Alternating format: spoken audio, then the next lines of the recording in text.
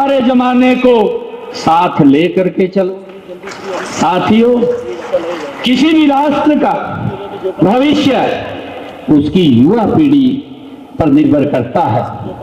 भारत के पास आज विश्व की सबसे बड़ी युवा शक्ति है और यह हमारी जिम्मेवारी बनती है कि हम इस ऊर्जा को सही दिशा में लगाएं।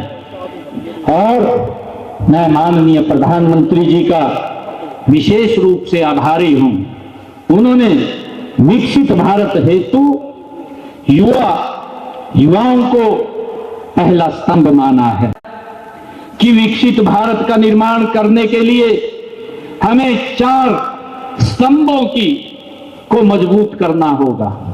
अभी प्रधानमंत्री जी ने कहा था, ये स्तंभ जो अमृत स्तंभ के माध्यम से हमारी युवा शक्ति, हमारी नारी शक्ति, हमारे किसान और मध्यम व गरीब वर्ग, इसमें युवा शक्ति आप मेरे सामने बैठे हैं। विकसित भारत की शक्ति आप हैं। आपके ही बलबूते हरियाणा विकसित भारत के निर्माण में सशक्त भूमिका निभा रहा है। मुझे गर्व है कि आप आज हर क्षेत्र में आगे हैं। आपने अपनी प्रतिभा के बल पर देश विदेश में धाक जमाई हुई है। हरियाणा की पहचान अगर धाकड़ है तो वो पहचान यहां के धाकड़ नौजवानों के कारण है, आपसे है। यह मुझे खुशी है। हमारी सरकार का यह तीसरा कार्यकाल पिछले 2 कार्यकालों के 10 वर्षों में हमने पूरा प्रयास किया है कि युवाओं को खुला आसमान दें। हमने युवाओं को 21वीं सदी की आधुनिक शिक्षा देने के लिए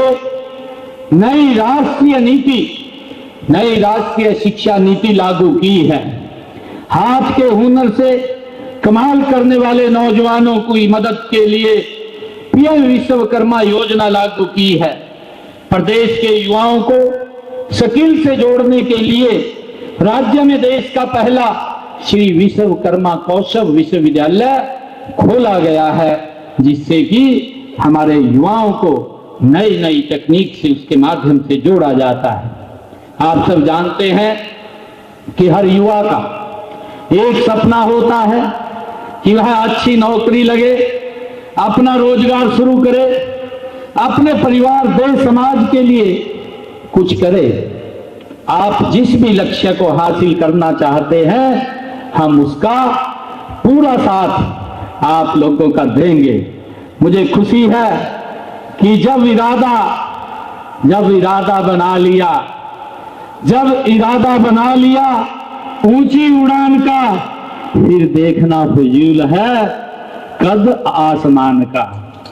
मुझे ये खुशी है कि फिर चाहे शिक्षा की बात हो या स्किल डेवलपमेंट की बात हो, स्वयं रोजगार के लिए मदद की बात हो अथवा विदेश में जाने की बात हो, हर कदम पर हम आपके साथ हैं, आपके साथ खड़े हैं। आपको मजबूत करने के लिए हरियाणा सरकार मजबूती से आपके साथ है। हमने आपके सपनों को पूरा करने के लिए पिछले 10 सालों में हम देखते भी हैं, क्योंकि अलग अलग ये विचारधारा होती है। अभी देखने को मिला है, उसका अंतर भी लोगों ने स्पष्ट रूप से अपनी आंखों से देखा है। अभी विधानसभा के चुनाव चल रहे थे, हमारा जो हमने वायदा किया था, हमने युवाओं को कहा था कि हम बिना पर्ची बिना खर्ची के हरियाणा के युवाओं को नौकरी देंगे।